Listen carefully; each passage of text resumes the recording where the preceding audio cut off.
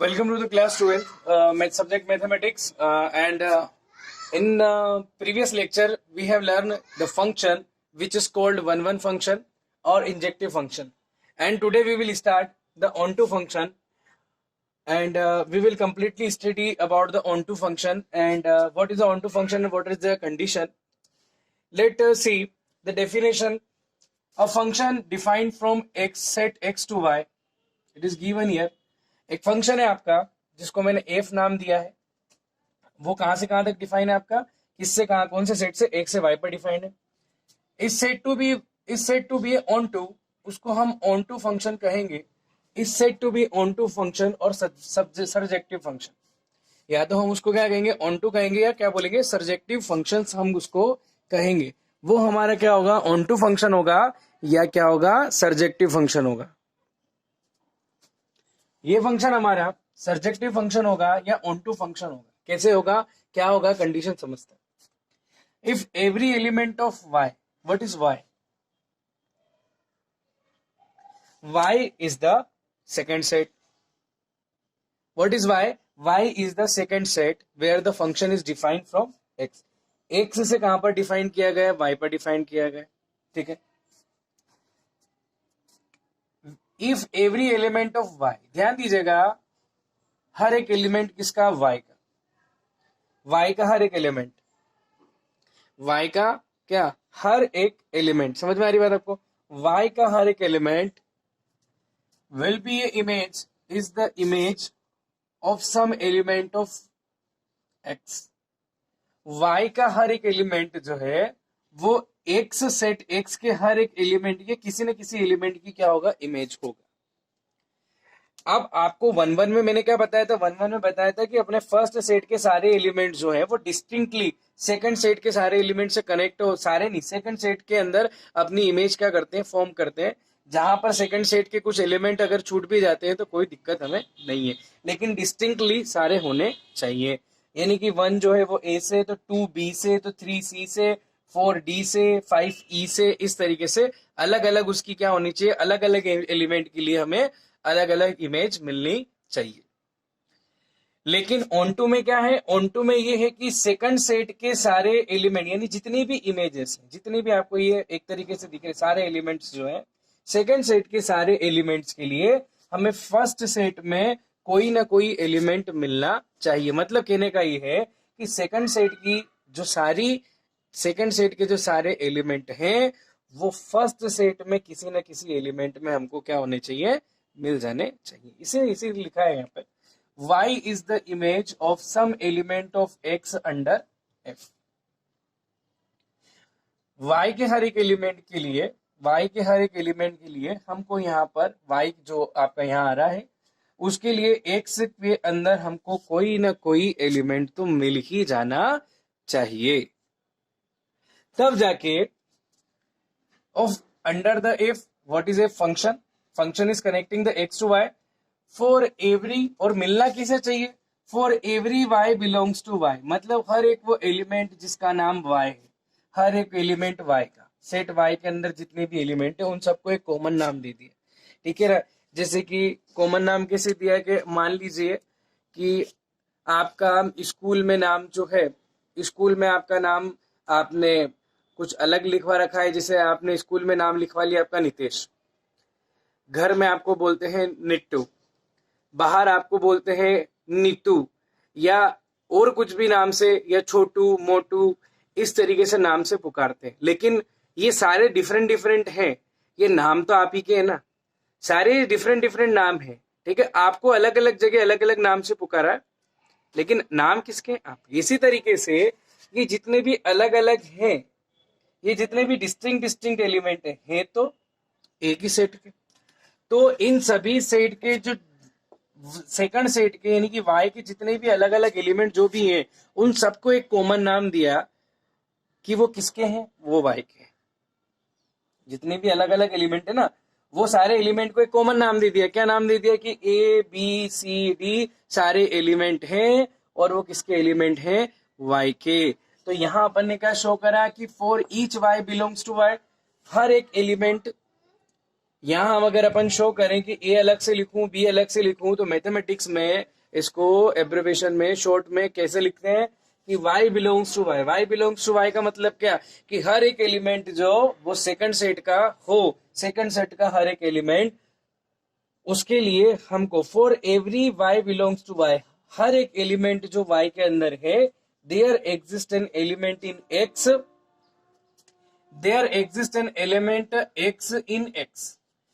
हर एक y के लिए, हर एक y जो y का एलिमेंट है उसके लिए सेट x में हमें एक एलिमेंट x ऐसा मिल जाना चाहिए, सच दैट, इस तरीके से मिल जाना चाहिए कि एफ एक्स इक्वल टू क्या हो, y हो। यानी कि जब भी हम फंक्शन में function of F of x रखें, यानी कि x की वैल्यू को यहां से पुट करें, तो हमारे पास क्या आ जाना चाहिए, y आ जाना चाहिए। समझ में आ रही बात आपको? यानी कि आपको कोई ना कोई एलिमेंट यहां से क्या होना चाहिए, मिल जाना चाहिए। ठीक है, उसने लिखा for every y belongs to y there exist an element, कोई ना कोई हमको एलिमेंट मिलना चाहिए। जो कौन सा एलिमेंट, उसका नाम x रख दिया क्योंकि वो सेट x में है, और इस तरीके से होना चाहिए कि कंडीशन किसको सेटिस्फाई करे, वो f x equal to y को सेटिस्फाई करे। यानी एफ ऑफ 1 रखेंगे तो a आ जाएगा, एफ ऑफ 2 रखेंगे तो क्या आ जाएगा, a आ जाएगा। ठीक है, तो 1 1 में डिस्टिंक्ट एलिमेंट के लिए डिस्टिंक्ट इमेजेस है, और ऑन टू में क्या होता है, सारे एलिमेंट जो सेकंड सेट के हैं, जिसको हम कोडोमेन बोलते हैं, सेकंड सेट को हम पूरे को कोडोमेन बोलते हैं। तो कोडोमेन के जितने भी एलिमेंट्स हैं, वो सारे एलिमेंट जो होने चाहिए, वो उनके लिए वो पहले तो सारे एलिमेंट्स फर्स्ट सेट के एलिमेंट्स से कनेक्टेड हो जाना चाहिए, और सारे एलिमेंट्स के लिए, सेकंड सेट के सारे एलिमेंट के लिए हमको फर्स्ट सेट में कोई ना कोई एलिमेंट मिलेगा ही मिलेगा। अब कंडीशन क्या कर दी, तो कंडीशन ये रखी कि f where f function, f is a function defined from x to y is onto only when, ये ऑन टू तभी होगा, कौन सा, एफ जो फंक्शन है वो ऑन टू तभी होगा जब range of function will becomes equal to codomain. इस फंक्शन की जो रेंज है वो किसके इक्वल हो जाना चाहिए, कोडोमेन के इक्वल हो जाना चाहिए। फॉर एग्जाम्पल कोडोमेन क्या होता है, तो आपको मालूम है कि जब कोई फंक्शन फर्स्ट से सेकंड पर डिफाइंड होता है, समझ में आ रही बात आपको, तो सेकंड सेट जो होता है वो पूरा आपका बोलता है, सेकंड सेट के सारे एलिमेंट, यानी कि आप सेकंड सेट ही बोल लो, y जो होता है वो आपका कहलाता है कोडोमेन। अब एक बात और है कि जब हम बात करें कि फंक्शन a से b पर डिफाइंड हो, तो सेट b जो है वो क्या कहलाता है, कोडोमेन कहलाता है। समझ में आ रही बात, सेट b क्या कहलाएगा, आपका कोडोमेन होगा, है ना।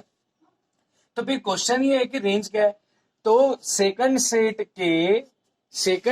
के जो जो एलिमेंट्स, सेकंड सेट के जो जो एलिमेंट्स, सेकंड सेट के जो जो एलिमेंट्स इमेज हैं, यानी कि सेकंड सेट के जो जो एलिमेंट फर्स्ट से कनेक्टेड है, समझ में आ रही बात आपको, सेकंड सेट के जो जो एलिमेंट्स फर्स्ट सेट से कनेक्टेड है, उनका सेट जो है वो कहलाता है आपका रेंज। तो लेकिन यहाँ क्या हुआ, यहाँ ये हो गया कि हम ये देखने जा रहे थे कि कौन कौन इमेजेस है, तो ये तो ए बी सी डी सारी की सारी क्या हो गई, इमेजेस हो गई, और सारी की सारी इमेजेस आपकी कनेक्टेड हो गई। ठीक है, ओके, है ना। तो इस सेकंड सेट का, यानी इसके अंदर और कोई नहीं बच रहा है। मान लीजिए सपोज वो अपन 1 1 में जो देखते थे वहां ई बच जाता था, तो अगर वो कनेक्ट नहीं है तो वो जाएगा, टोटल जाएगा कोडोमेन में, और जो कनेक्टेड है उन सबका जो सेट है वो क्या कहलाएगा, आपका रेंज कहलाएगा। यहाँ कौन कौन कनेक्ट हो गया, एबीसीडी, लेकिन ये तो सारे कनेक्ट हो गए, सारी इमेजेस बन गई। तो सारी इमेजेस बन गई तो ऑन टू फंक्शन की कंडीशन में ये आ जाता है कि फंक्शन की रेंज जो होनी चाहिए वो कोडोमेन के इक्वल। जब फंक्शन की रेंज जो है वो कोडोमेन के इक्वल हो जाती है, तो इसका मतलब फंक्शन आपका कौन सा हो जाता है, ऑन टू फंक्शन हो जाता है। कौन सा फंक्शन हो जाता है, ऑन टू फंक्शन। तो ये आपका ऑन टू फंक्शन कंप्लीट आपको समझ में आ गया कि सेकंड सेट के हर एक एलिमेंट के लिए, सारे सेकंड सेट के सारे एलिमेंट्स के लिए हमको फर्स्ट सेट में कोई ना कोई एलिमेंट मिलेगा ही मिलेगा। ठीक है ना, अगर नहीं मिलता है तो वो ऑन टू नहीं होगा। ठीक है, क्लियर है। तो हम यहां लिखते हैं, ये हमारा फंक्शन टोटल हो गया, कौन सा, ऑन टू फंक्शन। अब हम बात करते हैं इसके बाद, It is one and onto function. Very easy. It is one and onto function. And it is also called the bijective function. One और ऑन टू क्या है इसमें, वन और ऑन टू नाम से पता है, ऐसा फंक्शन जो जिसके अंदर दोनों प्रॉपर्टी हो, वो वन और ऑन टू की. वन की प्रॉपर्टी आपको अच्छी तरीके से मालूम है कि डिस्टिंक्ट इमेजेस, डिस्टिंक्ट एलिमेंट्स अगर है तो उनकी डिस्टिंक्ट इमेजेस होगी. और हम कहते हैं कि two images are equal only when their corresponding elements are equal. दो इमेजेस तभी इक्वल हो सकती है जब उनके करस्पॉन्डिंग एलिमेंट्स क्या हो, इक्वल हो. That is called one. और अपनी भाषा में समझा है तो हम ये कह सकते हैं कि फर्स्ट सेट के जितने भी एलिमेंट्स हैं उन सभी के लिए जितने भी डिस्टिंक्ट एलिमेंट है, सेकंड सेट में डिस्टिंक्ट हमको क्या मिलनी चाहिए, डिस्टिंक्ट इमेजेस मिलनी चाहिए. ठीक है, तो आप देख सकते हैं कि वन जो है आपका सी से कनेक्ट है, टू जो है वो आपका बी से है, थ्री जो है वो आपका ए से, और फोर की इमेज आपको डी मिल रही है, फाइव की इमेज ई मिल रही है अंडर द एफ. और इसी तरीके से अपन देखते हैं कि एफ एक्स इक्वल टू क्या हो गया, y. That is the property, that is a condition for the onto function. Onto function says that for each and every y belongs to the set y. It means that each y or each element of these y have is an image of some element x belongs to the first set. ठीक है, second set का हर एक element जो है वो first set के किसी न किसी एलिमेंट की क्या होगा, इमेज होगा. यानी इसके लिए हमको क्या, हर एक के लिए एलिमेंट हमको फर्स्ट सेट में मिल जाना चाहिए. तो ये आपका फंक्शन कौन सा हो गया, ये फंक्शन हो गया आपका वन और हो गया आपका ऑन टू फंक्शन. तो वन और ऑन टू की प्रॉपर्टी, ऐसा फंक्शन जिसमें दोनों प्रॉपर्टी अप्लाई होगी उसको हम क्या कहेंगे, वन और ऑन टू. आइए कुछ एग्जांपल देखते हैं और उन एग्जांपल्स पर हम डिस्कस करते हैं एनसीईआरटी, है ना, ताकि हमारा जो कॉन्सेप्ट है वो क्लियर हो जाए. ठीक है.